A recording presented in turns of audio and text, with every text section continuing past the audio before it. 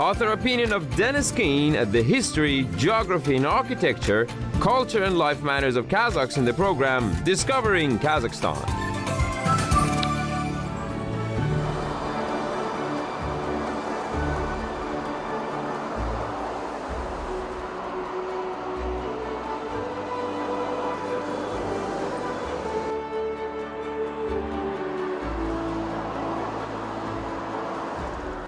Salam, привет, and hello. I'm Dennis Kin, and today on Discovering Kazakhstan, we will be discovering the sacred landscape of Mangostau.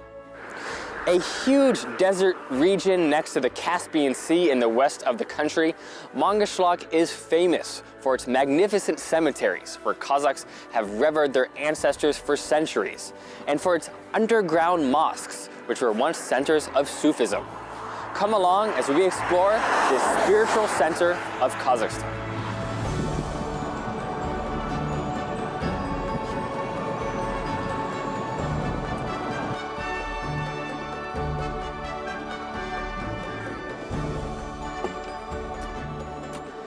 We've now driven 17 kilometers out of the provincial capital of Aktau, and we haven't seen much but simple homes and camels along the roadside.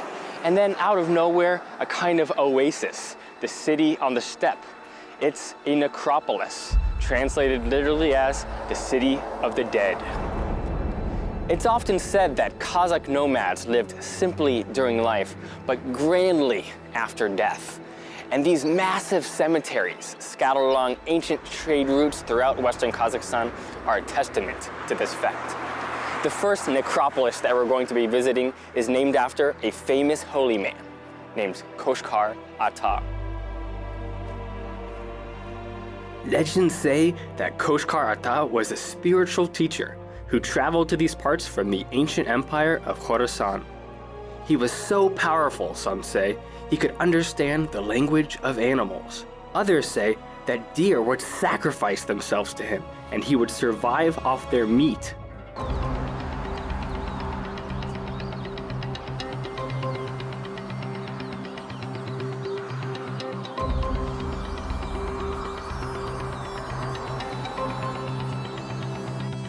A sign at the front of the necropolis suggests that local Kazakhs have been using this place as a burial site for more than a millennium. But what's striking is that some of the newer structures, like those that you can see behind me, are not all that different than the oldest. There's a certain very simple, conservative design that has been maintained through the ages.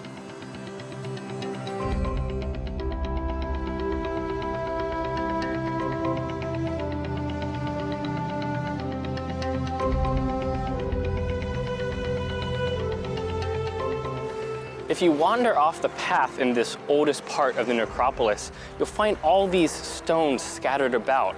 And it's often hard to even know whether it's just an old rock covered in this kind of orange moss or whether it's in fact a grave site.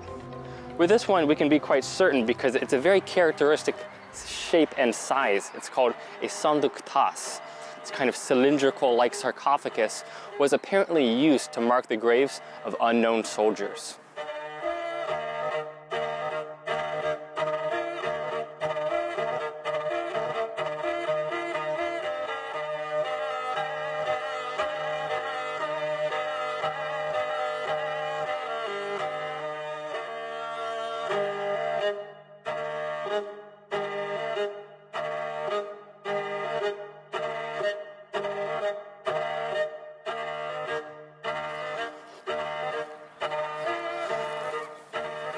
Mangostau is a part of Kazakhstan famous for the tribe Adai, a group of people who are famous for being fierce warriors. So it's not surprising that when I was looking at this gravestone, you can see a sword and an axe, these weapons showing that this once belonged to some famous Adai warrior.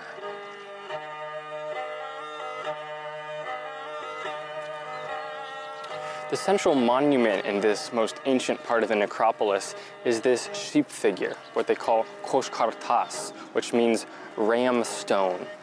And on the ram here, we can see an Arabic inscription and those same weapons that we saw on the Sanduk Tas.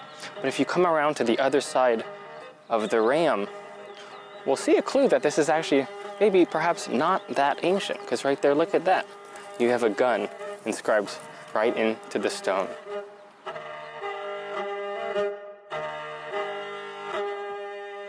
At the Koshkar Ata necropolis, we came across a tourist from Hungary, Clara. It's nice to meet you. Hi, nice to meet you. So what attracted you to this place? To be honest, we just passing through Octo for a few days, and then we saw in the book that there are a lot of necropolies around here. And we wanted to see some of them, but it seemed a bit more complicated because you don't really speak good Russian. Yeah. And it was difficult, so finally we ended up here as one of, like, close to Octo, actually, reachable, accessible. So, yeah. And what do you feel about the atmosphere here? What are your thoughts when you're in this kind of sacred place? I wish I knew more about it, but there's not much information. At least I haven't found too much. So yes, I wish I knew the motifs and more things about it. Yeah, and the reasons why they built them here. To me, I think that's kind of part of the appeal, is the mystery. Is you come to this place and we don't know who this is for. We don't know, why it was put here. It's like Stonehenge, It's this kind of mysterious place carved out of stone. And there's more questions than answers, but that's kind of part of the journey. Yeah, probably, That's why we are here. We like adventure, and I always want to know more, especially things I don't understand. So, I might come back maybe one day with more knowledge. Yeah. Well, let's keep exploring. Enjoy the rest of your trip.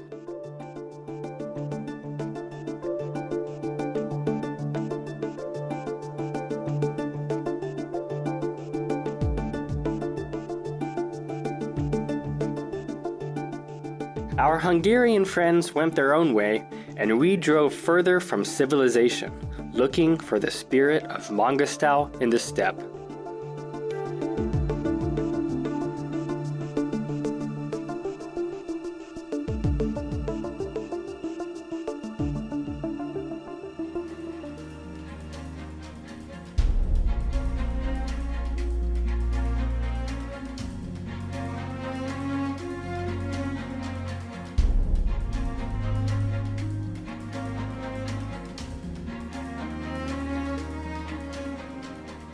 It's a humbling sensation to be out here on the vast Eurasian steppe, this flat grassland that runs all the way from Hungary, thousands of kilometers, over to Mongolia. You're out here and you can just feel the distances, you can feel the empty space, and more than anything, you can feel the presence of the big blue sky, what Kazakhs once called Tengir. Their belief system was called Tengriism, and it revolved around a reverence for the natural world. And when we're out here on the steppe, it just seems obvious. The sky here is all-encompassing. It controls every aspect of a nomad's life as they roam through this vast space. And so one can only imagine that they would turn their faces up to the heavens and ask for favors and fortune.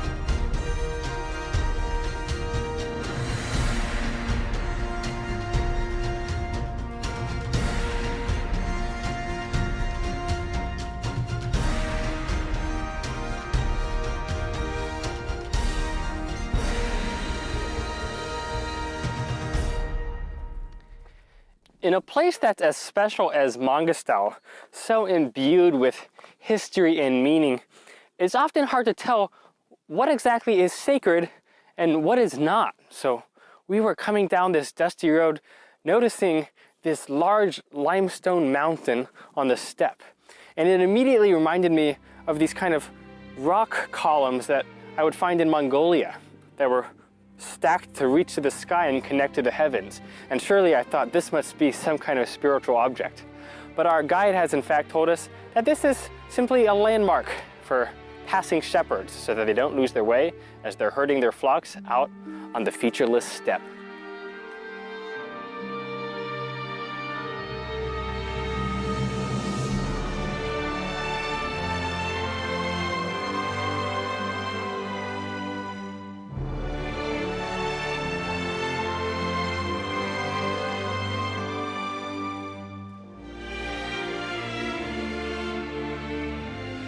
We've arrived at one of the most sacred places in all of Mangostal. It's called Sultan Epe. It's named after a holy man who came from a special lineage of Sufi masters. His father studied with the most famous of all Sufis in Kazakhstan, named Ahmed Yasawi. Ahmed Yasawi's mausoleum in Turkestan is now a major site of pilgrimage, and locals in Mangostal treat this place with a similar reverence.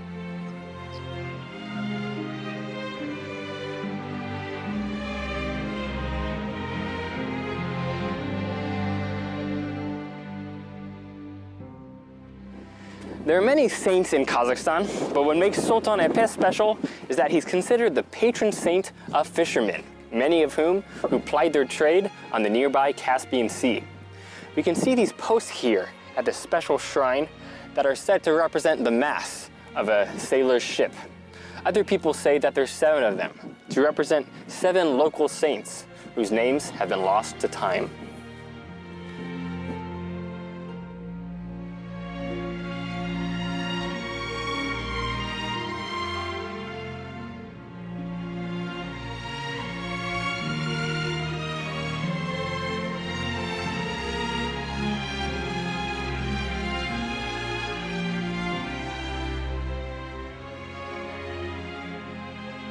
Nowadays, Sultan Epe is known not just by fishermen who come from salty seas, but by pilgrims who come for this place's crystal clear well water. The method for getting the water has been the same for centuries. You lower down a bucket, pull it up, and have a drink.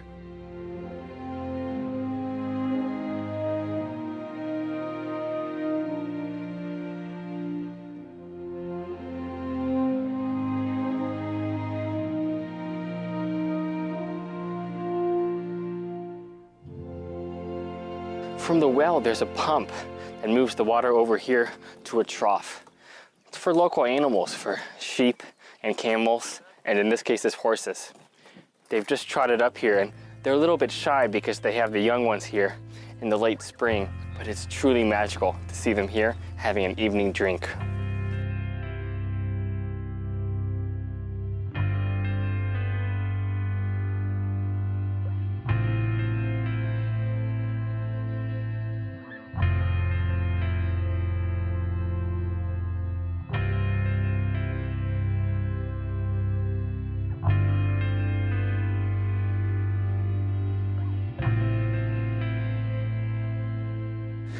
The landscape here is really spectacular.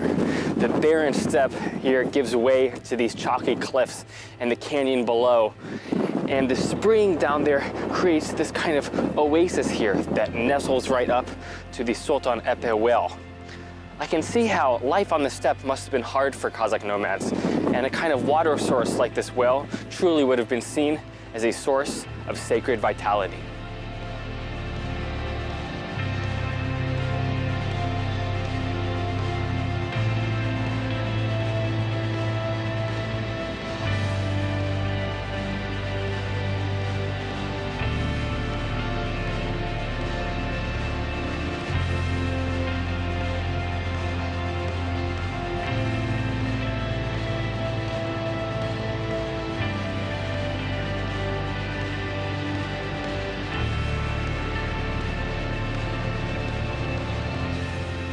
Between the well and the underground mosque at Sultan Epe, there's this otherworldly landscape, this kind of natural labyrinth that's been carved into this soft sedimentary rock by the elements through the ages. It's an amazing place just to walk, get lost, and collect your thoughts.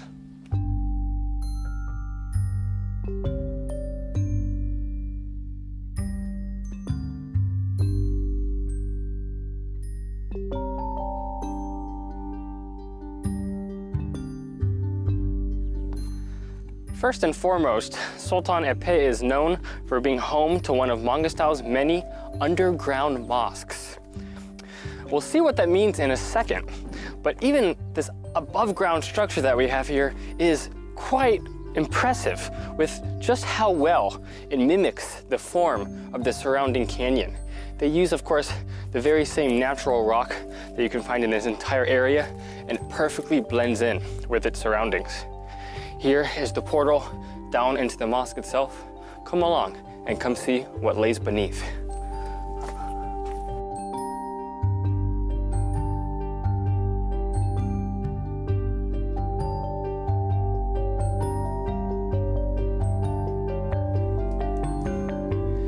Historians say that in the Middle Ages, one spur of the Silk Road went through these deserts of Mangustau. And with the camel caravans came masters of Sufi Islam, bringing their own version of this ancient religion. And one thing they were known for was building what we now call underground mosques. Imagine this entire cave here, carved away by hand. These columns now holding it up almost perfectly circular. It's awe-inspiring to imagine how this must have been done. There's a special atmosphere down here as well. It's almost perfectly dark, except for a few sun rays that manage to come down here through these columns that reach up to the world above. In places, the ceiling is so low that we have to get down on our haunches just to navigate through the different corridors. From here, we're moving from one room deeper into the underground mosque to another chamber.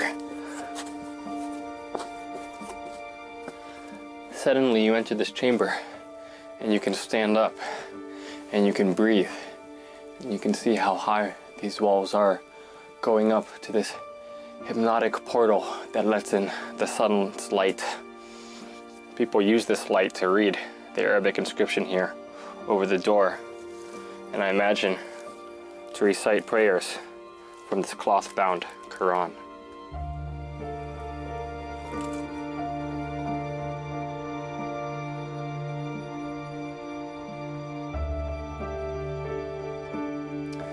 But this room with the Quran is only the penultimate chamber. One last room is left, the most special in this entire underground mosque. To get there, we have to get down on our knees and crawl.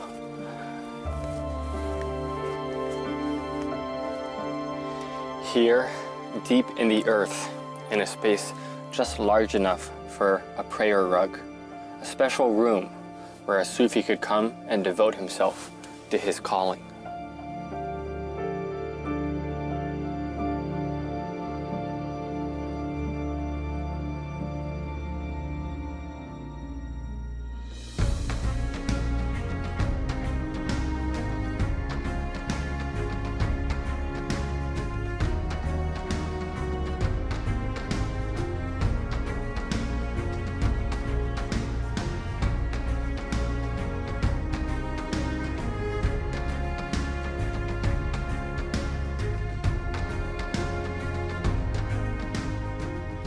Near the necropolis of Sultan Epey, you will find the necropolis of Kente Baba, with mausoleums and gravestones built somewhere from the 10th to the 15th centuries.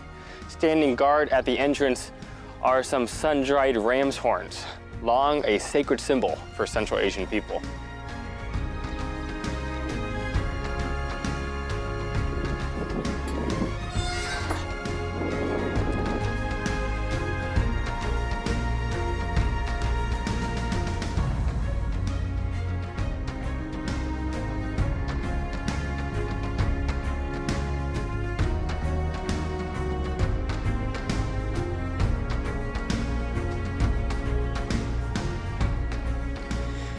In the graveyard, we can see the same long stone grave markers, the sanduk tasas that we saw at Koshkar Ata.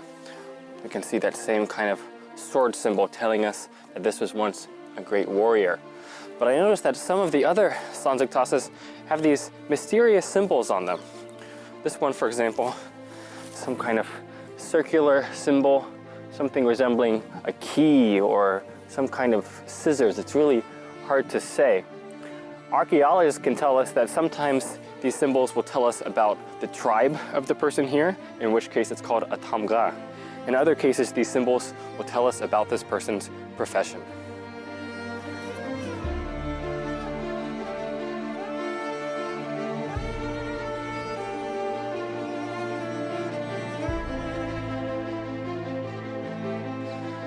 The main thing to see here are these kind of four-walled mausoleums open to the sky called saganatams.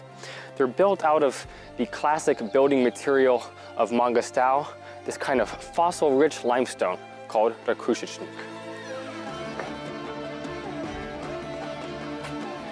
If you look closely at this kind of soft rock, you'll see that it's full of all these little mini seashells. These were marine organisms that were living around an ancient sea that once was located in this part of western Kazakhstan called the Tethys Sea. This slice of history is now used to make the walls of this mini mausoleum along the gravestones themselves.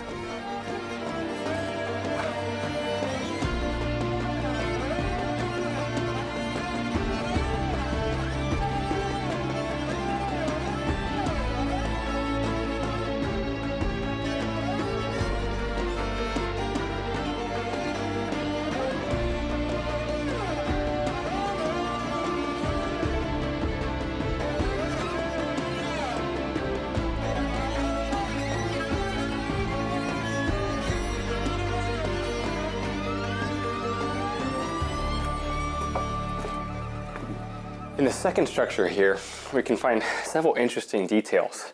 Looking over the doorway, you can see this kind of inscription in Arabic using this very curious script that they call kufik. It's this kind of very square, blocky series of lines, perhaps telling us whose remains are contained here in this mausoleum. In the corner, I noticed that something has been burned. Some kind of offering has been made to the ancestors here, I presume. I also noticed that the masonry here is significantly more sophisticated than in the other structure. Here in the corner, you can see this kind of squinch as the square structure comes up into a circular opening. In the center of this whole thing, you have this beautiful pole where these little rags have been wrapped around it, offerings to the ancestors, to the spirits above.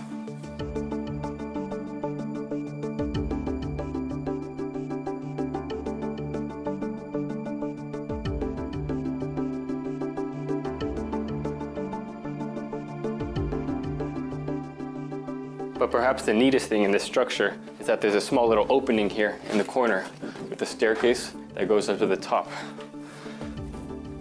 Up I go. It looks to be pretty narrow in there.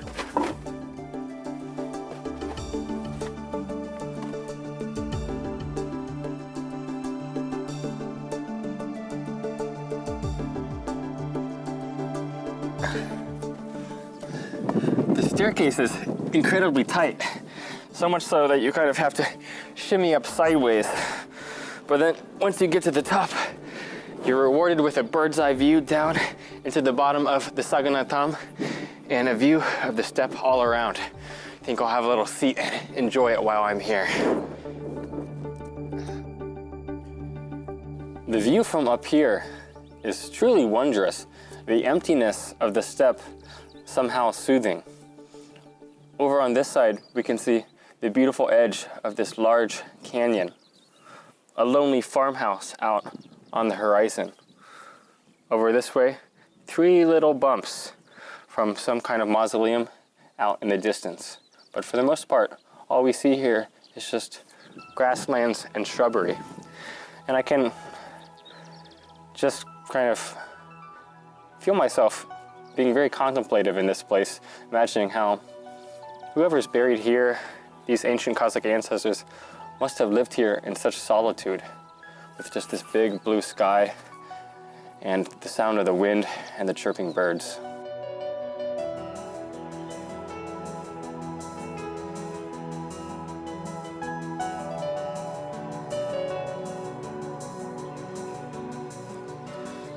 On the side of the mausoleum, there are these petroglyphs that are quite unusual. They look almost fresh, And there's a real variety in the kind of symbols that are shown here, from some kind of tribal stamps that they would call tamga, to the nomad's favorite animal, the horse, the nomad's second favorite animal, the dromedary camel here with one hump. And here we have a very interesting symbol that likely represents the hand of Fatima, a common kind of charm found in Islam protecting this person.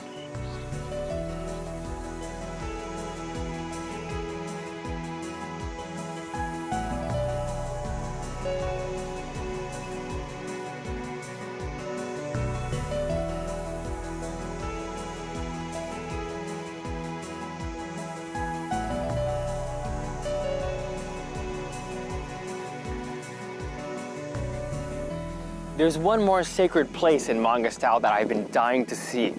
A one-of-a-kind mosque built into a cliff with an ancient cemetery down below. They call this place Shakpakh Ata. Shakpakh Ata was said to have been a follower of Ahmed Yasawi, the famous Kazakh Sufi, whose shrine in Turkestan attracts thousands of visitors every year. Shakpakh Ata's prayer retreat, one of the oldest structures in Western Kazakhstan, is quiet in comparison, but it was long a place where Sufis of Yasawi's lineage would come to be cured of ailments by spending a night in a cave. Coming up to the mosque, you're confronted with a strange sight. Built right into the rock face, a wooden door and a wooden window. All around the window, you see those same mystical petroglyphs showing the hand of Fatima, horses, and various Arabic inscriptions.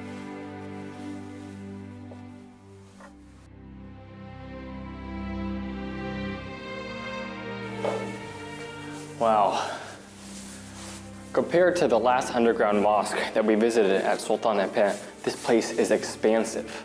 We can see that it makes up 4 large chambers, and in the middle, a large portal out to the sky. In the entrance chamber, all along the wall, there are just tons and tons of these Arabic inscriptions, some clearly newer than others. The newer ones seem to be a little bit thicker and less subtle, whereas the older ones, like these on the column, have been worn by time.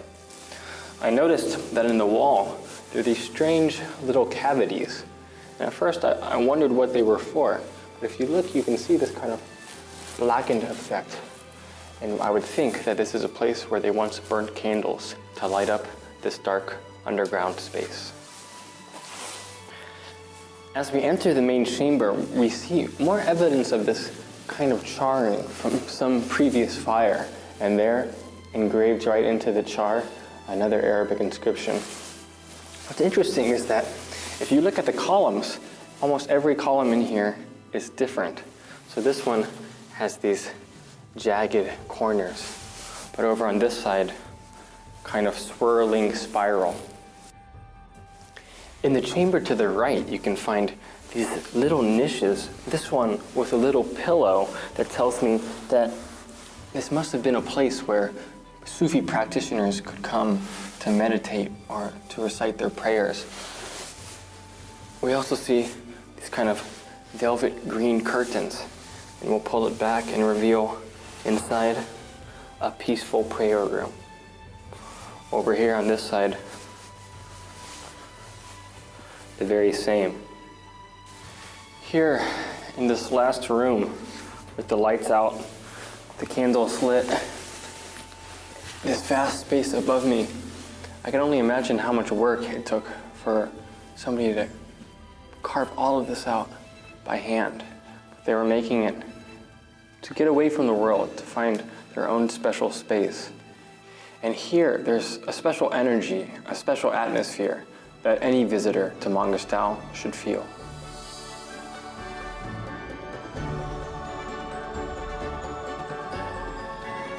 Coming out of the mosque, you're reminded that Mangostal is rich not just in this long history of sacred spaces, but in natural beauty.